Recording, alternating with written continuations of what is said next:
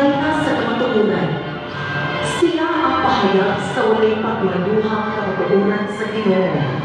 Nabisan asa katamo ato ang kamatugunan magkapakita. Siya ang Reyna na nagtulog sa atong kalag sa dalan sa kabalaan. Diyan, Reyna sa langit. Walay langit kundi si Maria Santissima, ang inahan sa Ginoo. Ibayaw sa langit, siya ang Reyna sa tanan ng santos o mga angeles. Ang iyang dahong diigikan sa istas. Ang Reyna sa mga propeta. Pangabensahero sa Diyos na misangyaw sa kamatugunan. Bisan pa man sa hulga sa inang kinabuhi. Siya ang kahayag sa kasaysayan na nagdala sa pahimaklo.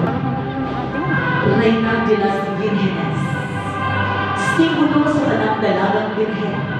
Mga babae nagpiling sa paghanap sa ilang kinabuhi alang sa Ginoo. Sa ilang kabuhi, nakita ang himayaan sa pagtubo. Ang Reyna de las Virgenes, usang kahanap sa kinabuhi walay pahig, tinunanan o walaan. Reyna de las Virgenes, kilala ni Gigi Pasalograga, nagikan sa atas. Ang Reyna sa Magulang, sama sa bulan, sila ang katahong na nagpadayag sa pinaiyahan sa Ginoo. Matahong, malunod, o puno sa kinabuhi.